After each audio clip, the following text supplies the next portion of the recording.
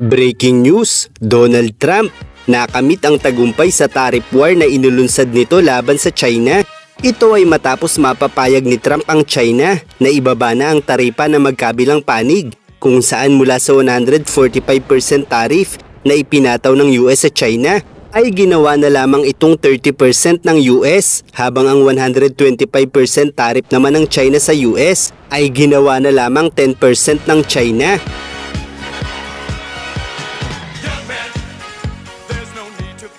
Kung matatandaan natin, noong April 2, 2025 ay ipinag-utos ni Donald Trump na patawan ng panibagong 34% tariff ang lahat ng produkto mula sa China, kung saan ang hakbang na ito ni Trump ay upang mabawasan ang trade deficit ng US sa China sa pamamagitan ng pagkolekta ng mas mataas na buwis mula sa mga produkto ng China at sa posibleng paghina ng export nito sa US. Subalit hindi ito basta na lang tinanggap ng China. Sa paniniwalang ang US lamang din ang masasaktan sa hakbang na ito ni Trump, kaya't gumanti rin ang China at nagpataw rin ng 34% na taripa laban sa US, hanggang umabot ng 145% ang ipinataw ni Trump laban sa China at 125% tariff naman ang ipinataw ng China laban sa US. Subalit isang buwan pa lamang ang nakalilipas ay napakaraming kumpanya na sa China ang nagsara at milyon-milyon sa residente nito ang agarang nawalan ng trabaho. Kaya naman hindi na nakapagtataka kung bakit pumayag ang China na bawasan na laban sa US ang kanilang mga taripa. At ngayon nga na 30% at 10% na lang ang labanan ng tariff war ng US at China, ay malinaw na tila nga katumbas na ito ng pagpapataw ng 20% tariff ni Trump laban sa China nang walang ganting taripa mula sa China. Kaya't sa madaling salita ay hindi na kinaya pa ng China na tapatan ng parehong 30% ang tariff ni Trump laban sa kanila. Isang indikasyon na tinatanggap na ng China ang nais ni Trump na mas makinabang sa kalakalan nila sa China dahil sa laki ng trade deficit nito sa kanila. Bukod pa riyan ay pinanatili pa ng US ang mga nauna ng 20% tariff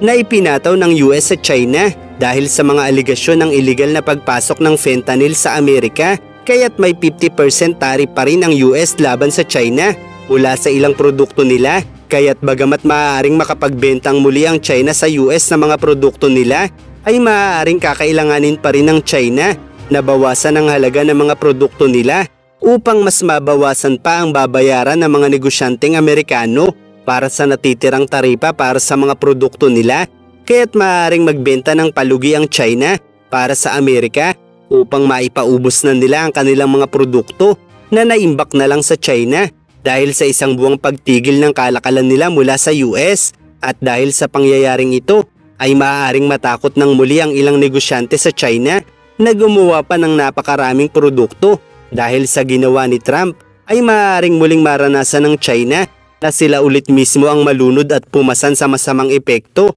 ng paggawa nila ng sobra-sobrang produkto. Kaya't bagamat bahagyang makikinabang ang China sa deal na ito, ay mas malaki pa rin ang pakinabang dito ng mga Amerikano, kung saan ay maaaring mapagtanto ng mga negosyante mula sa US na samantalahin na ang pagkakataong ito na bumili ng mas maraming produkto mula sa China upang makapag-imbak sila para sa sapat na panahon na kanilang ibebenta, habang naghahanap sila ng mga bagong bansang mapagkukunan ng produkto nila. At malaki rin ang posibilidad na ang kikitain ng mga negosyante sa US sa muling pagbubukas ng kalakalan ng US at China ay gamitin na ng mga ito upang sila na mismo ang lumikha ng produkto sa US kaysa mamili sa mga Chino. Kaya't napakaraming advantage ng tariff war na ito ni Trump laban sa China, kung saan sa umpisa ay nilunod nito sa taripa ang China upang mapagtanto ng China na sila ang mas mahihirapan kung ititigil nila ang pakikipagkalakalan sa Amerika.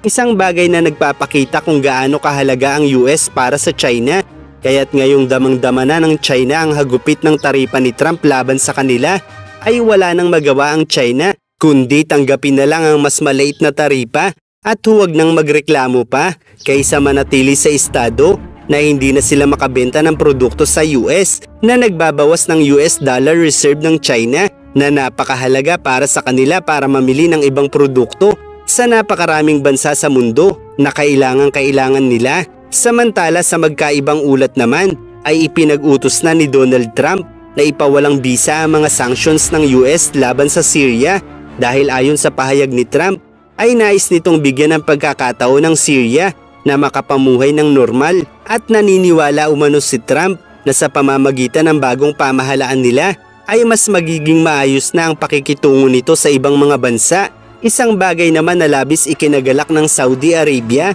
dahil ang Syria ay kinabibilangan ng Sunni Muslim na mayorya gaya ng Saudi Arabia, kung saan ang isa pang layunin ni Trump sa hakbang niyang ito ay muling mapagbuti ang relasyon ng Israel sa mga kapitbahay nito sa Middle East. Gayunpaman ay nauna nang nagpahiwatig ang Crown Prince ng Saudi Arabia na ayaw nitong talakayin ng Israel sa pagbisita ni Trump sa kanila. Kaya naman sinabi ni Trump sa kanyang pahayag na umaasa pa rin siya sa pamahalaan ng Saudi na darating ang panahon na magiging mas maayos na ang relasyon ng Israel sa kanila, at ang pagpapawalang bisa ni Trump ng sanksyon sa Syria na labis na nagpagalak sa Saudi Arabia ay maaaring isang magandang panimula upang ang Saudi naman ang magbigay ng pagkakataon para muling maging maayos ang relasyon nito sa Israel. At kung muling magagawa ni Trump na mapagkasundo ang mga kaalyado nito sa Middle East, gaya ng kanyang ginawa sa kanyang unang termino, ay tiyak na mas madaling mapipigilan ng US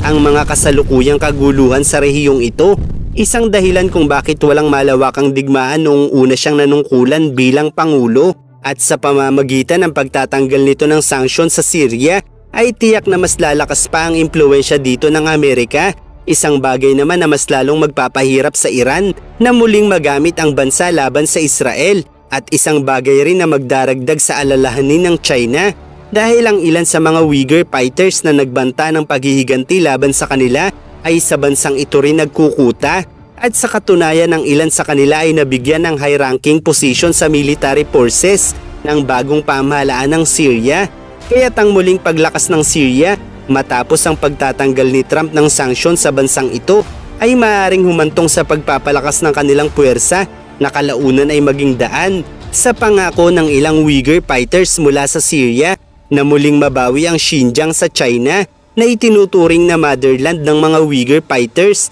na nakakalat sa buong Middle East. Kaya't malinaw na mas dadami pa ang mga bansang maaaring sumalakay sa China kung mapapasabak ito sa isang digmaan saan mang bansang ninanais nila, dahil habang naghihintay ng tamang pagkakataon ng Uyghur fighters na mabawi ang Xinjiang ay tiyak na hahangarin rin ng India na mabawi ang kabuuan ng Aksai Chin na pinagtatalunan nila ng China, at kahit pa ang Baloch Liberation Army ay maaaring hahangaring tuluyan ng masakop ang kabuuan ng Pakistan na pipigil naman sa bansa para makatulong sa China, habang ang US ay tiyak na tutulong sa Pilipinas at Taiwan upang tuluyang pabagsakin ang mga military defense ng China sa kabuuan ng South China Sea na kinabibilangan ng West Philippine Sea, habang ang South Korea at Japan naman ay maaaring magtulungan upang pabagsakin ang eastern part ng China, kabilang na ang pagpapabagsak sa North Korea, habang ang Russia ay tiyak na hindi makapagbibigay ng malawak na suporta dahil malaking bantari ng mga bansa sa Europe kung tutulong sila sa China, lalo pa at ang Ukraine ay malinaw na nais mabawi ang mga teritoryo nitong nasakop na ng Russia. Kaya't malinaw na ang mga panlabas na polisiya ni Trump ay konektado sa halos lahat ng bansa sa mundo, at ito ay upang tuluyang pabagsakin ang malakas na impluwensya ng komunistang partido.